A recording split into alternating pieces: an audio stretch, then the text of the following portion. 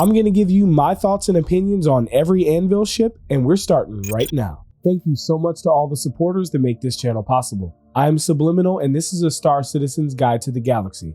The 2951 Intergalactic Aerospace Expo is here, and we're getting started with Anvil Aerospace. In today's video, I'm going to give you my thoughts and opinions on every ship here on display, including the new Anvil Spartan. This is an informal video and is not intended to be an accurate source of information. I will be speaking off the top of my head. Make sure you're subscribed because tomorrow we'll be going over the RSI Expo. Stay tuned till the end to figure out how you can win an Aegis Redeemer and a set of Predator mounts.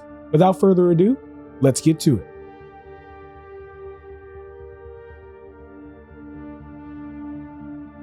All right, this is going to be my walkthrough of the Anvil Aerospace Hall. All right, let's take a look and go to our first ship. We'll start out with one of my favorites here, the Anvil Arrow. The Anvil Arrow is one of the best fighter ships that we have in the game. It comes in a really small package, significantly smaller than its competitors. It comes with 2 size 3 weapons and I believe 2 size 1s on that turret. It's got a decent amount of firepower, but what makes it a good ship is its size and nimbleness. It's very quick, very fast, very nimble, and it's very small. It's very hard to hit. The right pilot in this ship can either avoid fighting larger targets that could take it out, or just you won't even be able to get a hit. Great ship, highly recommended by me. Between this and the Gladiator, I don't really know, but they're both good ships. But it is a great ship for dogfighting. Love my Arrow. This is the Anvil Pisces. The Anvil Pisces is the Carrick's snub fighter. Okay. And this is the C8, the C8X Pisces, not the regular Pisces. It's got some SCU space. It looks like at least 4 in here. Don't quote me on that. It's got drop seats. And like I said, it's designed to fit into the Carrick. The difference between this one and the regular one is actually that the regular one doesn't have the nose weapons. So this one's got double the firepower. You should probably still run anyway, but it's designed to be a snub for the Anvil Carrick that we have back there. I do not recommend buying this as a starter package. It's a terrible starter for the money. It's not a good ship at all. It's designed to be in there, and I don't know why it is a starter package. Every other starter package is better. Titan, maybe not the 100i. The 100i is also a terrible price point. But it is a cool design ship, and it's great if you own a Carrick. Let's see what's behind here. The next ship is the Anvil Hawk, another good light fighter. So what's cool about the Anvil Hawk is it has a container here where you can put a prisoner in. Of course, there's no use for this now unless you want to carry a buddy who's not claustrophobic. But you can actually put a bounty in here. So this is a really cool concept. If you're claustrophobic, I got you. A really cool looking ship. It's also very quick. It's got a lot of firepower for its size. It looks super cool. It is fragile. This is not your easy to use light fighter. This has kind of like a high barrier to entry. If you're proficient with the Arrow and you want to kind of switch it up a little bit, then this might be an upgrade that you might want to try.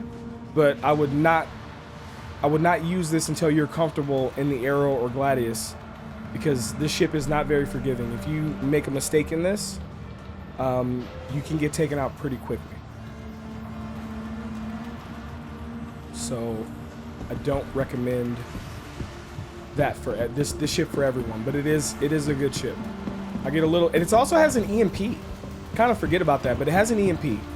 I'm not sure of the state of EMPs right now, but at some point they'll be right, I hope. So, all right, let's go take a look at our next ship. This is one of my favorite ships since we've got the buff to turrets, the multiple buffs to turrets. This is the Anvil Hurricane.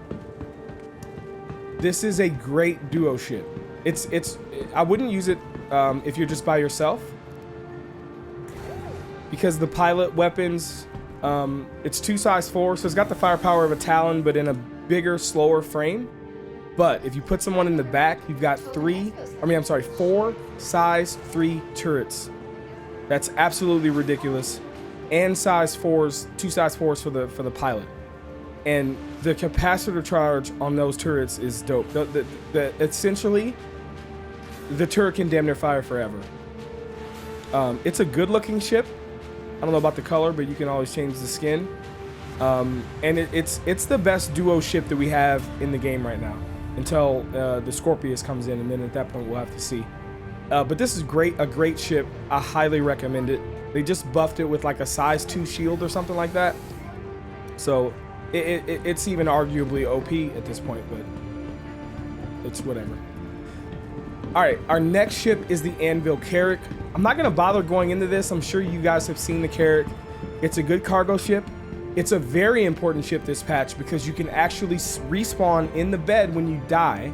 It's one of the few ships that allow you to do that. You can't do that in the Cuddy Red anymore. You can only do it in the Carrick and the 890 jump. All right. So really, really good, good ship this patch.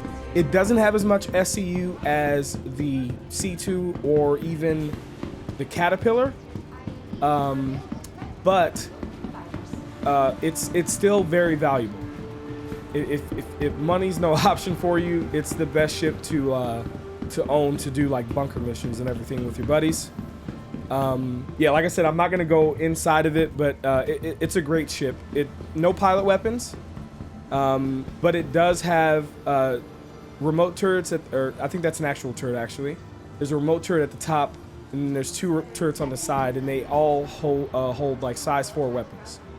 So it's got a decent enough firepower to kind of defend itself, but it's not to be used as a combat ship, in my opinion. It's a good ship. Everybody knows the Carrick. It's a fucking Carrick. All right, our next ship is one that I hate. Unless they buff the weapons here, but I don't think that they have. This is the Anvil Gladiator. All right, the Anvil Gladiator is a light bomber. The issue that I have with it is it comes with like 3 size 5 torpedoes. I could be wrong on that. You can look it up on Urkel. But that top turret is not slave to the pilot, so it requires a second person, and all you get are extra or more, torpedoes that do more damage. Unfortunately, though, it's easy to evade those missiles, and they're gonna run out really quick. So you can put 2 people in the ship, whereas if you put 2 people in the Hurricane, it's a totally different story. So until they either slave that turret to the pilot and you can use it solo, right? There are weapons down here. Looks like 2 size 3s. And of course it has other missiles too. It's just not, I don't see a reason to own this for 2 reasons. The Alpha UEC price, you could just get a Harbinger for like the same price. And then also the dollar amount. I don't remember exactly what it was, but it's like you could spend a little bit extra and get a Harbinger, which is a much better ship solo.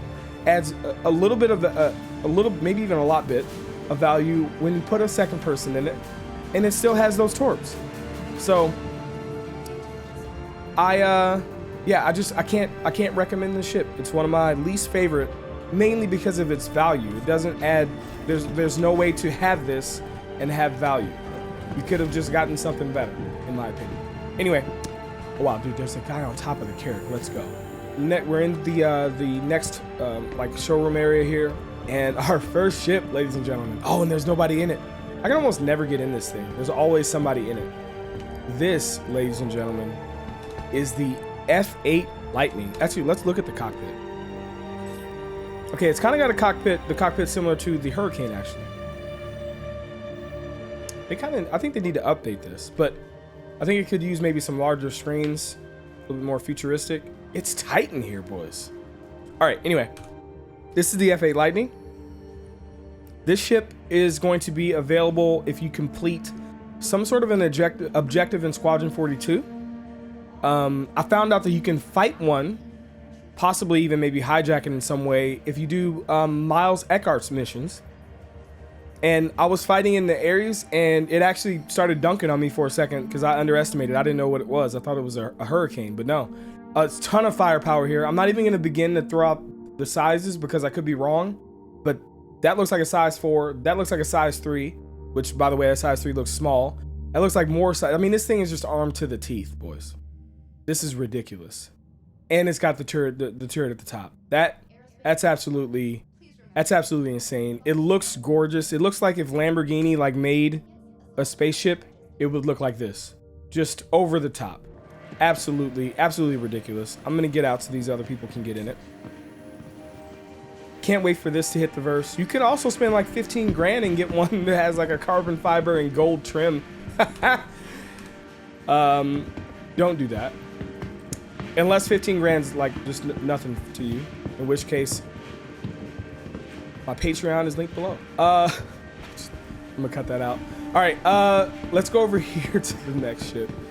All right, the next ship that we have here is another ship that I just don't get why people like, but you exploration guys, it's whatever, you know? It'll happen one day, but yeah, this is the Anvil Terrapin.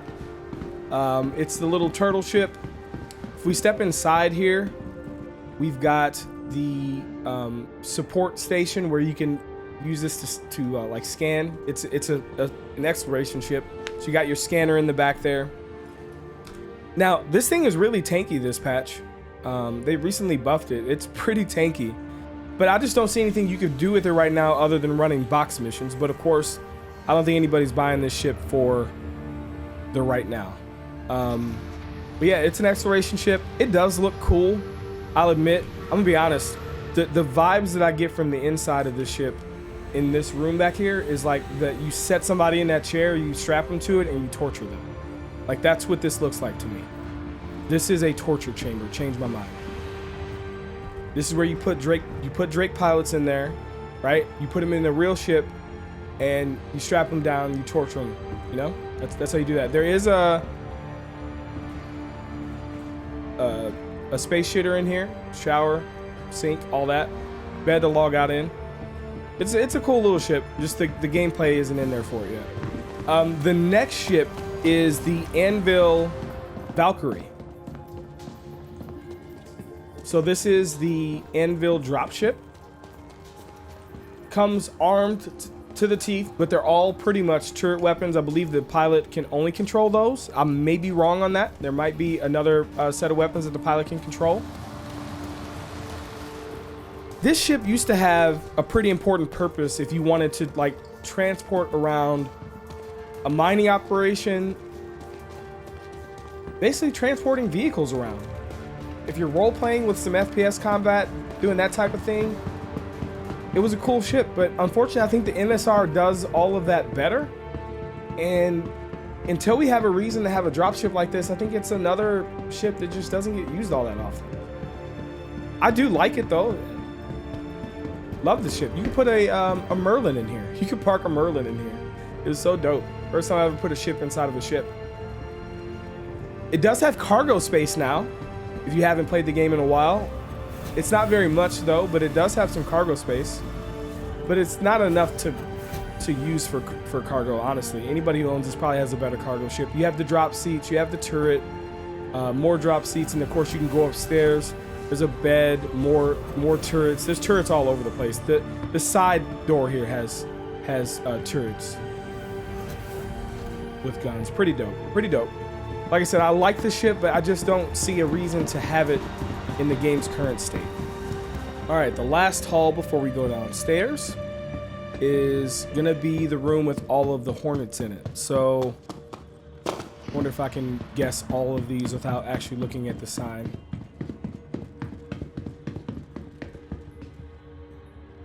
Hornet Ghost, Hornet Tracker. Let's check it. Nice. All right. So this is the Hornet Ghost. This is the stealth variant of the Hornet, probably the best one.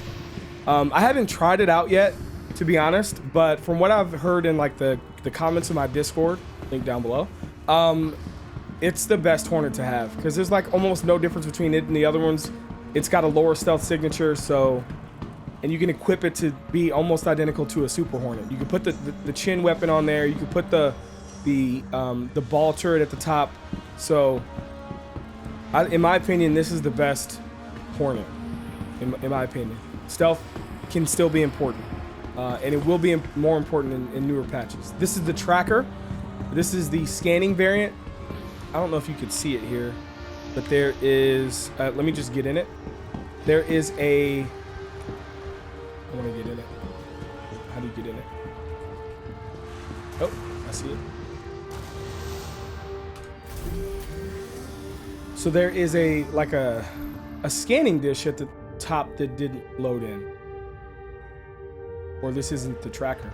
I'm pretty sure this is the tracker. Oh, maybe that's it. I thought it had like a little dome at the top. Anyway, I'm pretty sure this is the tracker. I don't really see a reason to really have this ship right now. You know, as with anything that where the game mechanics aren't applied in yet, right? I don't know if there's a reason to have this over any other ship. I'll take a look at the screen here to see if I was correct. Yeah, it is the tracker. So that's the scanning variant. Might be important in the future. All right, now this part's dope. This is another ship that you get for a Squadron 42 achievement of some point that we don't really know about yet. The F7A, I can get in it too. There's nobody in it. Let's go. No, it won't let me in it. Okay, well, this is the F7A. It's got more weapons, like size 4 there. I think those are like size 3 or size 4 up top, and it's got the chin weapons. So it's just got a lot more firepower, and I love the look of it too. Like, the look is so much better. This Hornet is ugly. It was designed for like his first, like Chris Roberts' first game, Freelancer. That might not be his first game, but you know what I'm talking about. It was designed back then, and it still has the same shape. This looks much better. I absolutely hate that. I love this. These lines. These lines, boys. Do you see the lines? Do you see the lines? Right? Like, no. Okay? No. Not quite right. This looks much better. I wish that they would update all the Hornets to be this. But anyway, yeah, this is the Super Hornet. Still a good combat ship, kind of, as far as medium fighters are concerned. And it automatically comes with the chin deal here. Got the 2 up top and the weapons there as well. Yeah, so you can take, there's no reason to own this because you can put this, you can put that on any of the other Hornets, and you might have you know, the base Hornet, this one right here, as a loaner for free. So there's really no reason to buy this, and you might even have this as a loaner if you own certain ships. Like if you own a Hurricane that we showed earlier, this comes as a loaner with that because you can't get the full potential of that in Arena Commander. So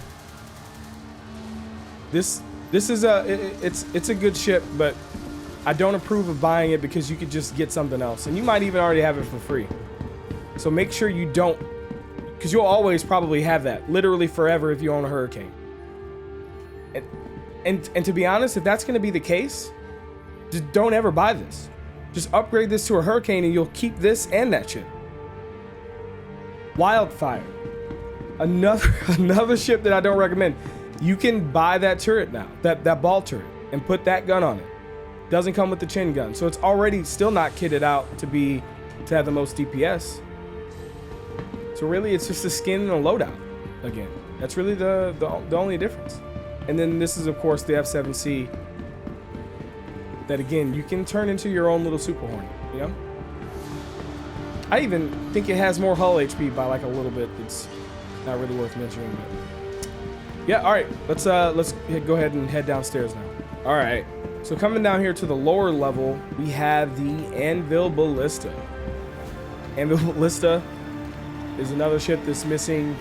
I mean, there's no ground targets for you to take out. So this is great for role playing. Yeah. Great for role playing, but that's really about it. It's got torpedoes. I believe these are size 7. I could be wrong on that. Oh, nope, don't want to rent it right now. It's got a turret at the top. Really cool interior. My flashlight's not working. All right.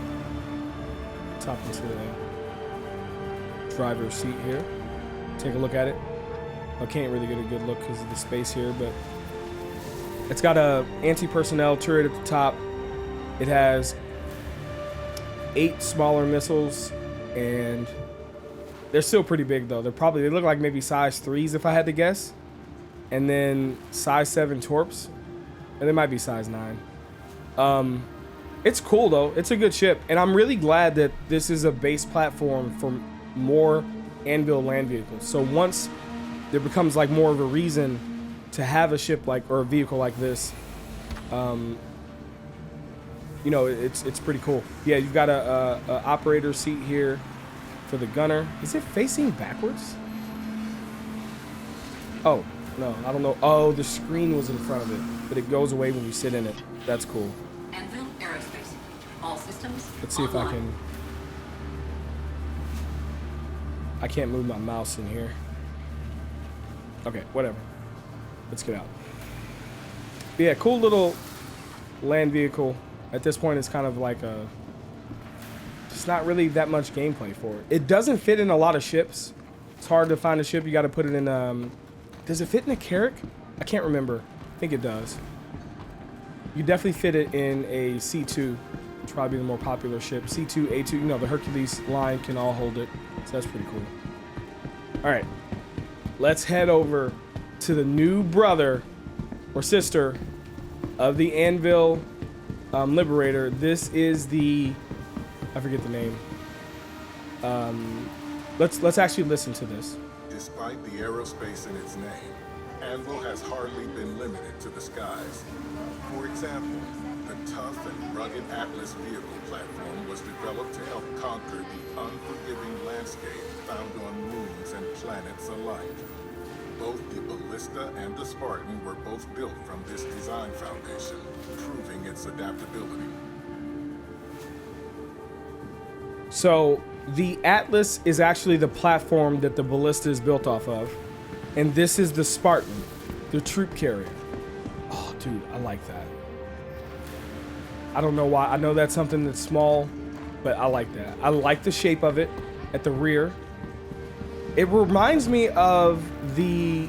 Dude, I need to have a white and red skin for this so it can look like the Mako or Mako from Mass Effect. I don't know if I'm saying that right, but that'd be so dope. To have like a Carrick with... I don't know if this will fit in the Carrick. All right, so it will not fit in the Carrick. It may be able to fit in those like cargo pods below at some point once that functionality is able to be swapped out for something you could drive a vehicle in, but for now it does not fit. But yeah, no, I really like the design. It's got the same turret at the top, it looks like. I hope they're bigger weapons. They might be. Let's go ahead and get in it here. Wow. Okay. All right, cool. So inside we have 8 drop seats. Pretty cool. When he was talking about this during the video that Star System released yesterday, I can't open up the door here. All right, but there is a rear exit point, and there's also left and right too. Really, really good for running operations in the verse where you don't want everybody to be able to come out of like one hole in a ship, which a lot of ships do. Can't get to the cockpit, but it's the same as the Ballista. But yeah, I like this vehicle. You know, no reason to use it now, but I'm hearing it's $65. Okay, it looks like that guy has access to open shit. It looks like it's gonna be $65. That's really not bad. But remember, you're gonna be able to buy this in game for like really cheap. So it's a good LTI token, but I don't know if it's anything more than that. $65 war bond. 80 stamina. Okay. All right, so this is the Anvil Liberator. If you want to know more about this ship, I actually recently released about a month ago, maybe a little less, an Anvil Liberator JPEG buyer's guide. The link to that will be up there. I actually, after making that and editing it and educating myself on the ship, I actually like this ship, to be honest. I know a lot of people are kind of like don't care. I do like it. The kicker is though, is I really don't think you should spend $500 on it. When this comes in the verse and we have more systems, this is going to be a really important ship. This thing is huge. That's an extra small landing pad in the front. Let me see if I can move the camera up higher. Yeah, there's actually a better rendering of this in my video. So there's extra small landing pad on the front, and then there's 2 extra small landing pads at the top. The top ones can fit, the width can be an Aegis Gladiator width-wise. At the top. So you can put 2 Gladiators, and really probably 3 to be honest if you put one in the middle, because it's longer than, the pads are longer than they are wide. And then you can park stuff inside. It's dope. It's cool. I really do like it. I was ready to write it off, but I educated myself on it, and I think it's going to be a great ship to buy with Alpha UVC. $500 is a bit steep. It's going to have 400 SCU of cargo space, not including if you want to unsecure cargo in the hull at some point when the game's further developed and has that ability. But yeah, if you want to learn more about the Liberator, I did a really in-depth video on it called the Anvil Liberator, a JPEG buyer's guide. I hope you've enjoyed my thoughts on the Anvil Showcase. This month's ship giveaway is the Aegis Redeemer and a pair of Predator joystick mounts. There are 10 ways to enter, each giving you more points and a greater chance to win. To enter, just visit subliminal.gg/giveaway. Pro tip, the redeemed Twitch channel point rewards can be done once per live stream. If you enjoy my channel, there are so many ways to support it, ranging from free options like Prime Gaming subscriptions and sending Alpha UVC in the verse, sub-club subscriptions, merch, to more generous forms of support. Head over to subliminal.gg to learn how. Your support in all forms makes this channel possible. Even your viewership, liking, and subscribing goes a long way. To continue watching, here's a video I think you may like, here's a video YouTube thinks you may like, and until next time, citizens, I'll see you in the verse.